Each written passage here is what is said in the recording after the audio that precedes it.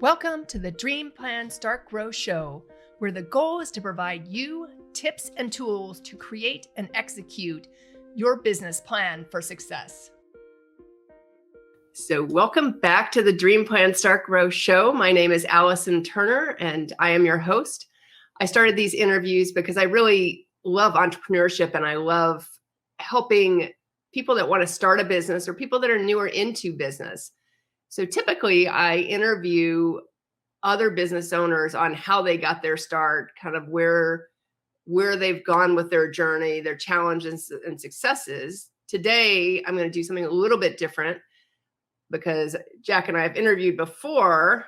Jack is my business partner and life partner, and we are going to talk a little bit about marketing and video marketing more specifically, with the hope that it will help some of our audience, if they're starting a business or even if you're a seasoned business owner. A lot of people still don't use video, which is kind of unbelievable to me, given that that's probably the number one opportunity out there to get your name out, get your brand out, become the authority and whatnot in everything that you do.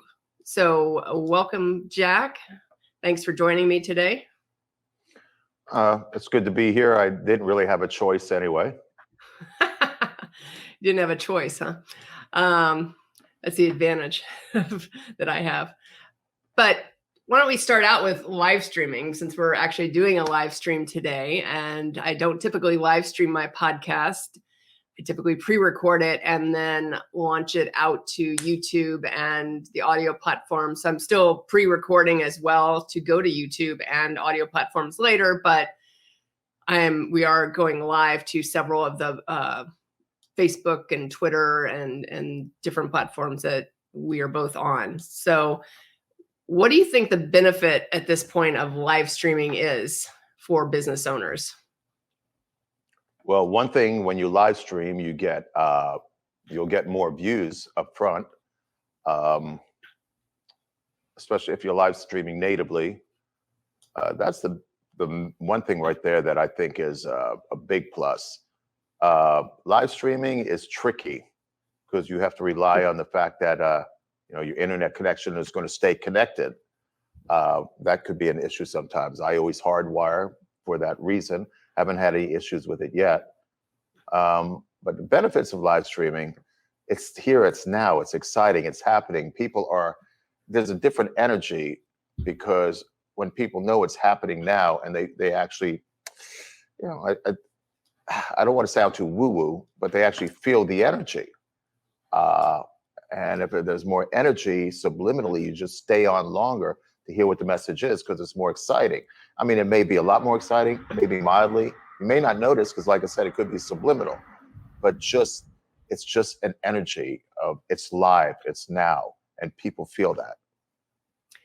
And I think the other thing that live streaming really does is it gives you an opportunity to interact with your audience, which obviously a pre-recorded podcast really can't do. Looks like we have a few people on right now. So then if people have questions or they want to comment, they have that opportunity. And we, as the host and the guest, have an opportunity to answer those questions or to respond to that as well. So I think that's the other big piece with live streaming. But you're absolutely correct that the algorithms of a lot of the social media platforms, especially when you're live streaming to a Facebook or YouTube or different platforms, really get people to interact more, and it picks it up more because Facebook would rather you be live on their platform first, and then probably videos number two, just like a pre-recorded video, and then down the road down to having like images and things like that. Because I think Facebook's ultimate goal, if we just talk about that platform, is for you to stay on there as much as possible. And so that's their ultimate goal, because they want, and your content then helps other people stay on there longer as well, which is a benefit for them. So that's live streaming. We're on a platform called StreamYard right now. There's many live stream platforms out there. If you have any questions about that, let me know or let Jack know. We can certainly answer some of those. I've tried a couple of different platforms. Actually, when I finally went to StreamYard, even though that's probably what I hear the most and the most well-known platform out there, at least from what I hear. But I actually looked at probably 5 or 6 different platforms before I actually settled on StreamYard. Another one I liked, which I actually did for a while, was called OneStream Live. And there were some reasons why I chose that platform, because at the time it would stream to Instagram, because Instagram requires like a third party piece to connect between a streaming platform. And this platform has just gotten that recently, although I haven't actually experimented with it as of yet. So OneStream Live is another one, but there's a lot of different ones out there that and that I can't necessarily speak for, but StreamYard is a great one because it will allow, if at the top level, it allows you to stream to up to 8 platforms at once. And then when you have a guest on, he or she can also stream to a couple of platforms like on their side as well. So I think that's live streaming. So if anyone has any questions, drop it in the chat. We should get those. Another thing is podcasting. So obviously I just talked a little about podcasting, how I don't necessarily, some people live stream their podcasts all the time. So that's a different way to do it. And then you can still feed the audio into your audio channels after the fact. So they live stream the video and then they use the audio to go into the audio channels that you typically upload podcasts for. But I think podcast presents a different opportunity because it allows you to become that expert in whatever you are talking about on your podcast. So wouldn't you agree with that, Jack? Allows you to become the expert? Or be the expert. Let me say it that way, not become the expert, be the expert. If you are the expert, yes, you get to show your expertise, absolutely, and people can benefit from that. But what was the actual question? Well, I think I just want to talk some today, because this will be shorter than a lot of my episodes are typically a little bit longer, but I just want to talk some today while we're live streaming about some of the different opportunities in video to market and brand yourself, especially if you don't have a huge budget and can't always hire a company like ours or a different company to do that. Because I think, in today's day and age, you can actually create your own podcast with a smaller budget. You don't necessarily have to have a video studio. I know when I started my podcast, this Dream Plan Start Grow, I was only doing everything in person. So our guests would come into the studio. I was doing, strictly guests, obviously in South Florida. And that was great because then I could control kind of all the different pieces, because my biggest concern was people's Wi-Fi network or internet access and making sure that they had a decent microphone, a decent camera, things like that. Because a lot of people you see will, they have a laptop. And so you see that they're doing a, live stream or some kind of video and they're looking down because they're looking at their camera on their laptop, which is not a great camera. And they're using the microphone on the laptop too, instead of getting an external microphone. So I think nowadays, when you say that you can create your own podcast in the comfort of your own home or office, if you so choose, correct? Well, you can, as long as you have the right equipment. Like you said, you got to have the laptop, obviously, or a computer in general. It's good to have a good mic because you want to have good audio, because bad audio turns people away. So, and laptops don't have they don't come with a good microphone. I'm using right here, where is it? My little pom-pom. That's the Rode 2. I love this mic. It's wireless. I find it has great range. No, they're not sponsoring this video. I stayed away from them for a long time because I've always been a Shure Sennheiser person. But now I've been using this a lot, and I'm very surprised at the range, and it's hooked up to my video camera right now. But I use them for live stuff as well. I don't really care to use lavaliers for live because they tend to feed it back a lot when I'm doing a big event, like if I'm doing a big event with speakers and all, AV or whatever. But for recording, these things are great. And it's like, I don't remember the price, but they're cheap compared to the other brands that I named. And they're good. But yeah, you got to have a good mic. You've got to have good sound. And good camera is nice because I mean, you can use the webcams. The webcams are getting better in today's laptops, but they're still not as good.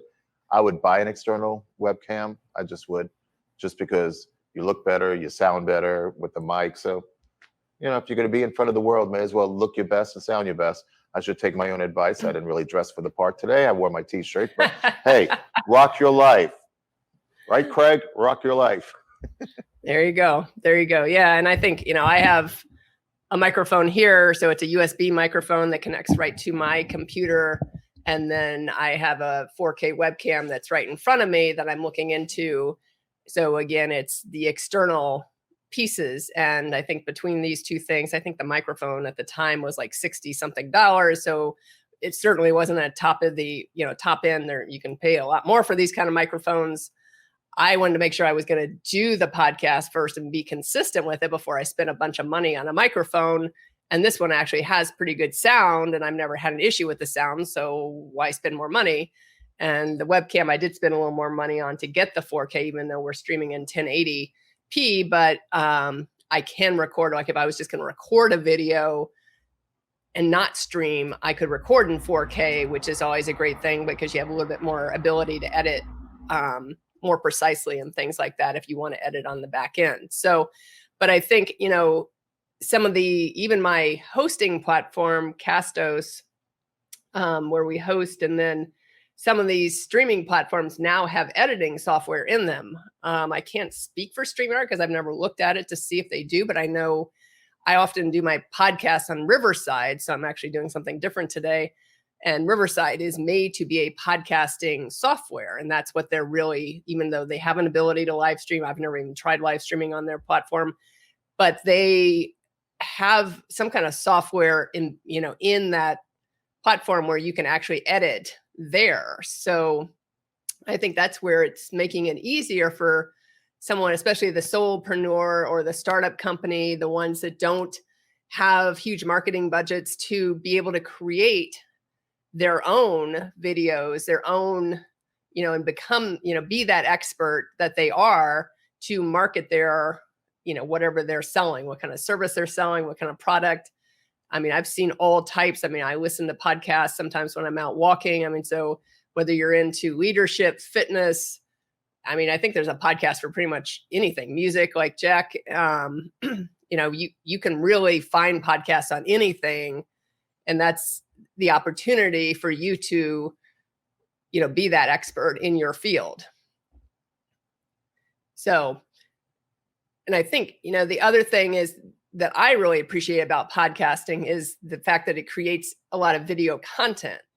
So because mine are longer, you know, again, this one's probably gonna be a little bit shorter today, but because mine are longer, typically, you know, when I do interviews with someone on how they got their start, most of them are probably averaging about 45 minutes. So some are a little bit less, some are a little bit more.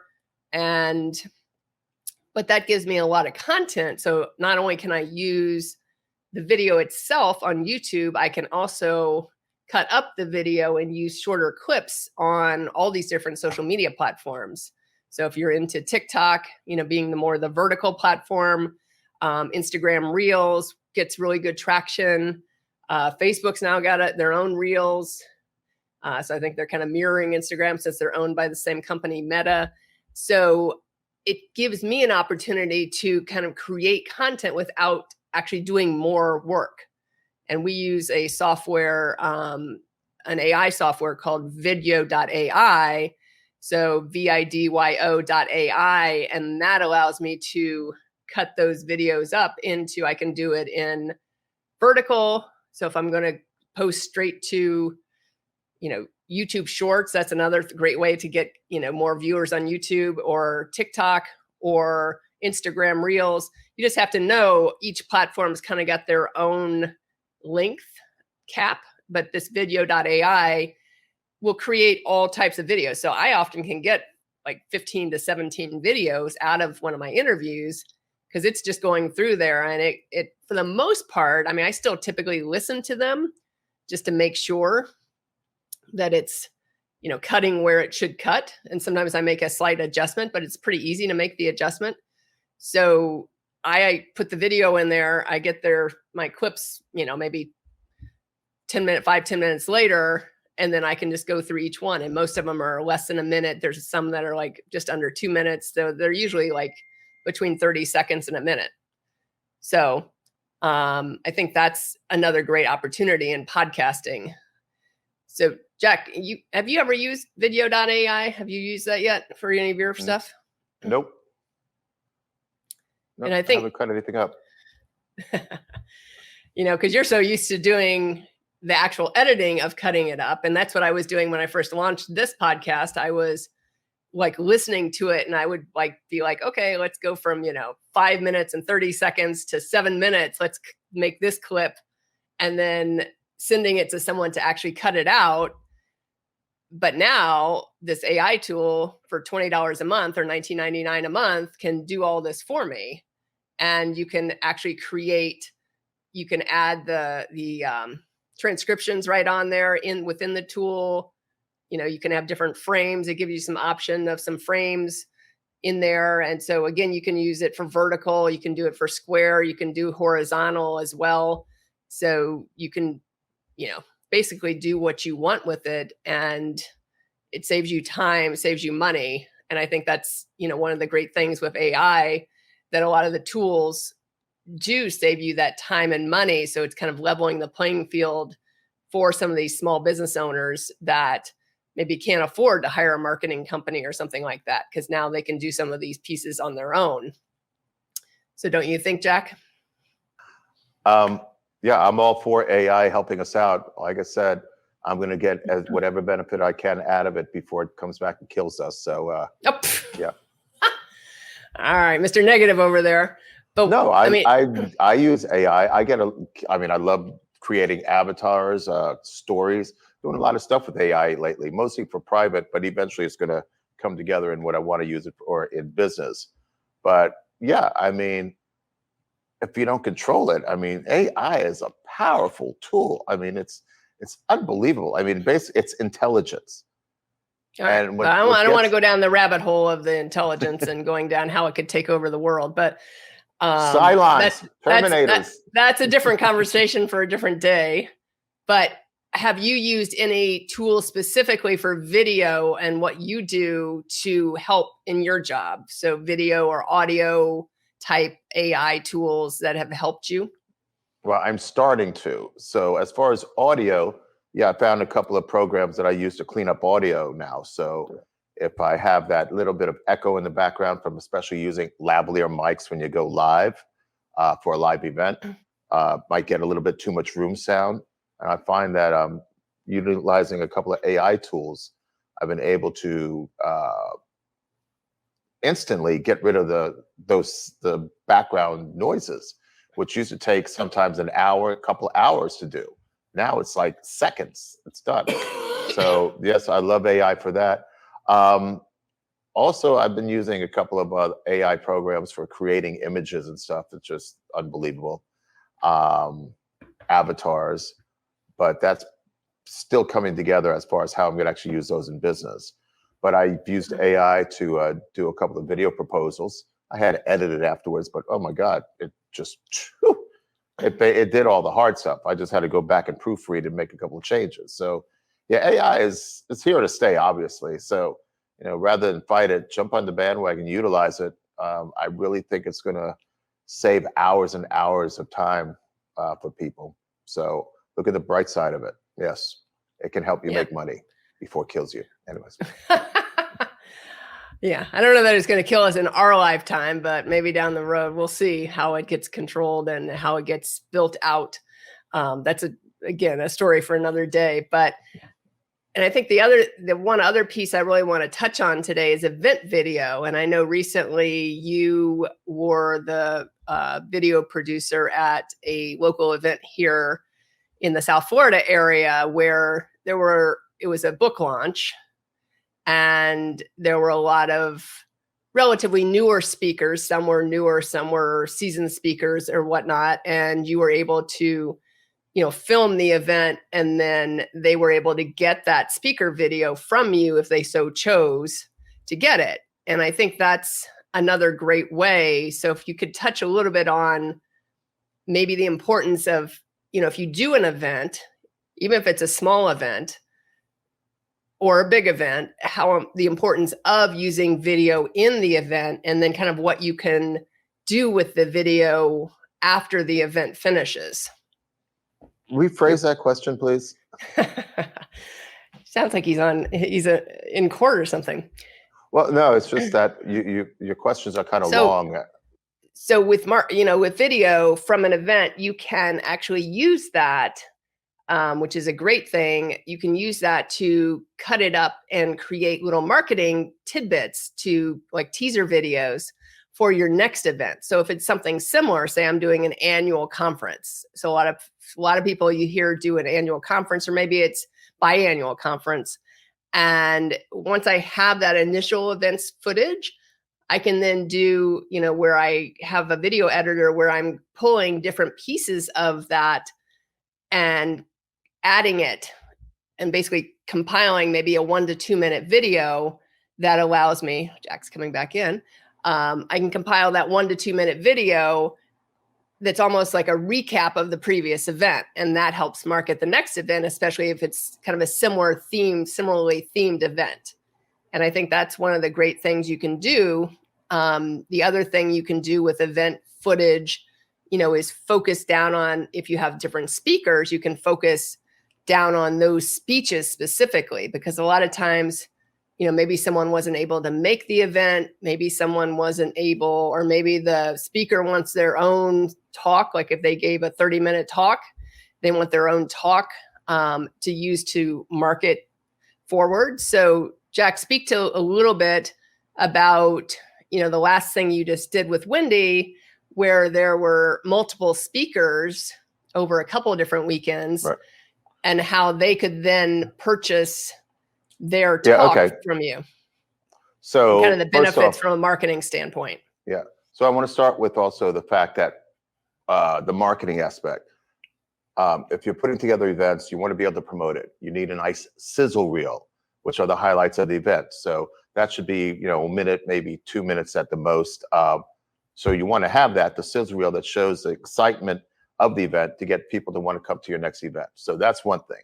Now, one thing I find, if you are doing events with multiple speakers, and I've done a lot of events, I've done full AV for events. So one thing I've noticed, for one, the cost to do an event is very expensive, especially if you're going to do it in a hotel ballroom. So how you can offset your costs sometimes is, the way I do it is if, I don't even know how to explain it.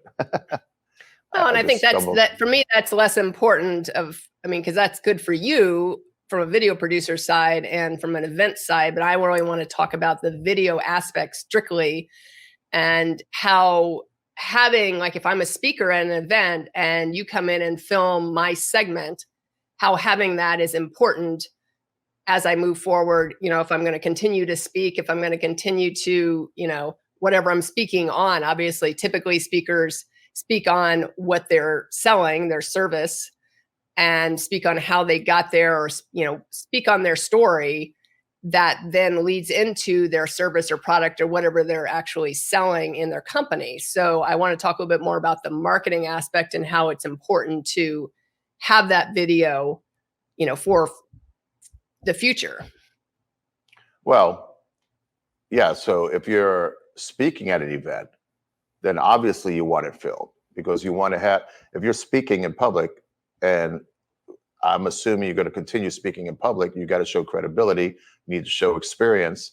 And the more events you speak at, the more footage you'll have video wise, if you have it filmed, to show who you are, so that when they go to your website, they see, oh, you spoke here, you spoke there, you spoke here, you spoke there. It gives you credibility. So it's great to have anything that you speak at, any event you speak at, you should have filmed. You need to have that in your portfolio. You've got to. Otherwise, you can say, I spoke here, I spoke there, but there's nothing to show for it. So it definitely is great if you're a speaker to have your presentation filmed. And if you're doing the events, if you are someone doing events, you should offer that to your speakers, that they can have their stuff filmed. And then you work something out with a video producer, and to where it's a win-win for everyone.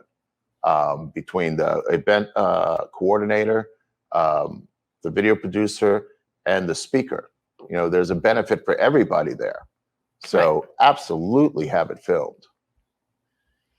Yeah, no, I think that's so true. And especially if you're a new speaker, or even if you're not a new speaker, but say you've been speaking for a long time, you know, because you can then create, what is it, a speaker reel for future talks. Like if you're trying to attract additional speaking gigs, you can use that video almost as a, you know, or pieces of that video as a speaker reel. Is that what they're called? Speaker reels? Speaker reel, promo video, EPK. It could be any of those, but it's great to have that, because then you have the highlights from all your different speaking engagements, and people see you. You're dressed differently, different hairstyle, different background. They see you engaging in different events, and it just gives you more credibility. People see you as someone experienced. You are the professional. You are the person who is experienced on speaking about this because you've spoken at all these events. It's perception. People perceive you as the expert because you have spoken at all these different events. So you have a speaker reel, which once again, you want it no more than 1 or 2 minutes long. The shorter, the better, because people's attention spans are very short. So that's very important. I could go into that, but that's another topic altogether. Right. Yeah. But exactly. You want to have a speaker reel. Otherwise, who's going to hire you? So think about it. Yeah. And I think the other thing, when you're a speaker at an event, that you can use potentially down the road, if you create courses, you know, maybe you create a course around what you're speaking about. Maybe you have a membership site. So even those talks can be used, like the full talk can be used in other ways down the road, depending on what your business looks like, kind of what your core offerings are, and then how you expand that business down the road. I think that's another thing you can do with that video down the road as well. So, Jack, what do you think the most important pieces of video are, like from a marketing standpoint today? I mean, we've touched on a few things, and I want to start kind of slowly wrap this up. But what do you think, you know, if I was a relatively new business owner or more inexperienced, what would be the key things I would need to know how to use video in marketing? Well, first off, I tell people, if you have a website, if you have a business, you better have a website. Have a welcome video on your website. That's one thing I find very important, and it should be professionally done because it needs to sound good. I mean, this is the first impression you're giving somebody. You want them to think you are a professional, not somebody just working from home, a little extra money on the side. So you want a professional quality video to say, this is me, I'm a professional. You want it to look good, you want it to sound good, and you want to catch the people's attention fast. When you do a video, especially marketing or advertising, you need to catch their attention within the first 5 to 7 seconds, because people are just zipping through things. So something just to catch your attention in the first 5 to 7 seconds, and then just speak as short as you can as what it is you do. All the important meat and potatoes up front. Then you could add a little flutter at the end if you want, but you definitely want to get the important parts out in the very beginning so they know who you are and what you can do for them. Because that's what people really want to know ultimately. What can you do for them? Can you entertain them? Can you help them? Can you cure them? Can you make them a lot of money? That's what they're interested in. It's all about them, and it should be. I mean, hey, you're sitting here for yourself.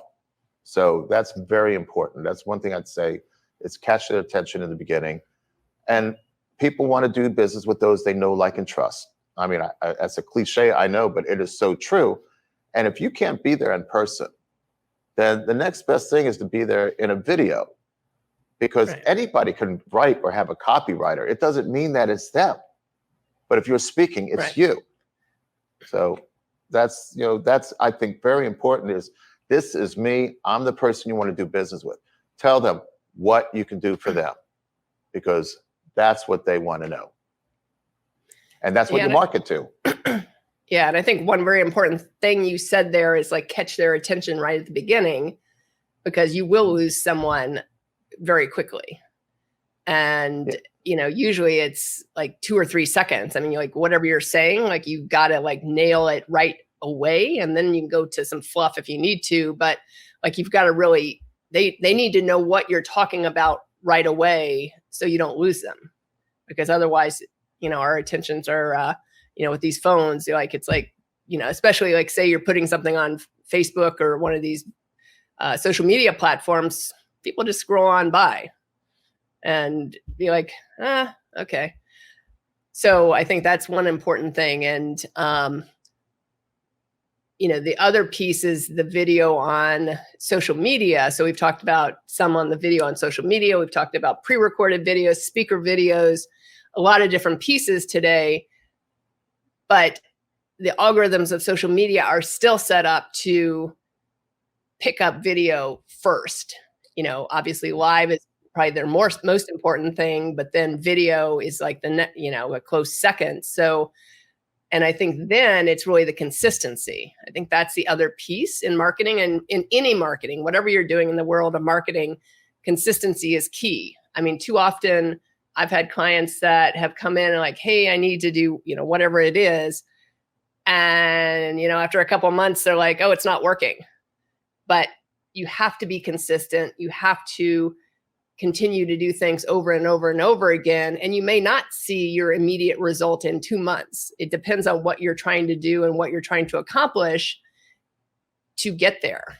But video, and I mean, even social media, if you just want to talk about social media, posting consistently, so whether that's 3 times a week, whether it's every day, whatever it is, keeping that consistent rhythm, because then your audience also starts, people that are really interested in what you do also starts following you a little bit more, like, oh, every whatever, she's bringing out her podcast, or every, Tuesday, she always does this live stream on this.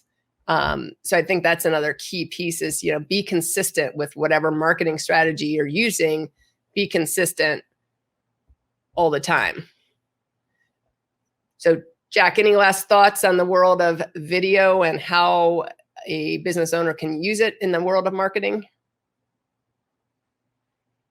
How you can use it in the world of marketing. We've touched on a lot of things. Well, no, but we've already touched on most things, but anything that I've missed or you've missed that you can think of that's essential? That we missed. I'm sure there are things I'm going to think of as soon as we hang up on this thing. But I'm here in the studio getting ready to do a recording project. My mind is like on the music side of things right now. So it's like shifting to the video side. It's like, and then I have to go back to that. I'm kind of like, yeah. So he doesn't multitask very well. No, I get focused on something and I'm stuck there. Whereas Allison's all over. She could be thinking about this, that, and that, and doing something else all at the same time. Me, I get focused and I stay on it. And that, so yeah. That's why we work well together in some respects. So yeah, I could always answer questions, could always, right. Ask the questions, type in the questions. Allison monitors all this stuff, and then I'll answer the questions if they come my way. All right.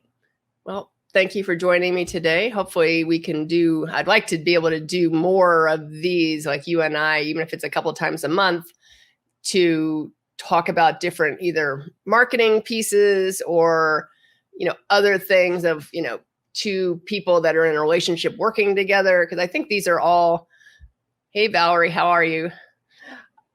So I think these are all essential pieces in the entrepreneurial journey, and having people bounce off each other. And, if you're watching live, be able to ask questions.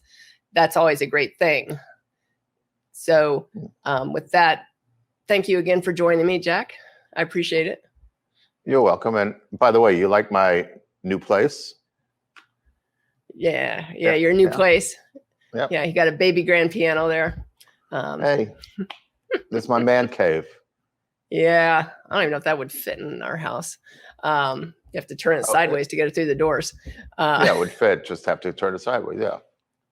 You could put it in the grand hallway. Yeah.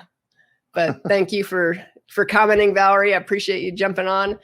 And thank you, everyone, for jumping on and watching live. And any comments, if you do see this on the replay, please make a comment. If you have any questions, I will be kind of monitoring some of the feeds just to answer any of those questions, and Jack will as well. So thank you. And again, this is the Dream Plan Start Grow show. My name again is Allison Turner. Today I had the guest of Jack Schulman, who is my life and business partner. And we talked a little bit about video marketing today and the importance for business owners, and especially for new business owners. So again, I love working with startup companies, small business owners. If you have any questions for me directly, you can go to my website, dreamplanstartgrow.com. You can see all the past episodes there. And there's also a form you can fill out for a complimentary 30-minute consultation. Thank you, and have a great rest of your day. Thanks for tuning in to the Dream Plan Start Grow podcast with Allison Turner. If you like what you heard, make sure to subscribe and leave a review.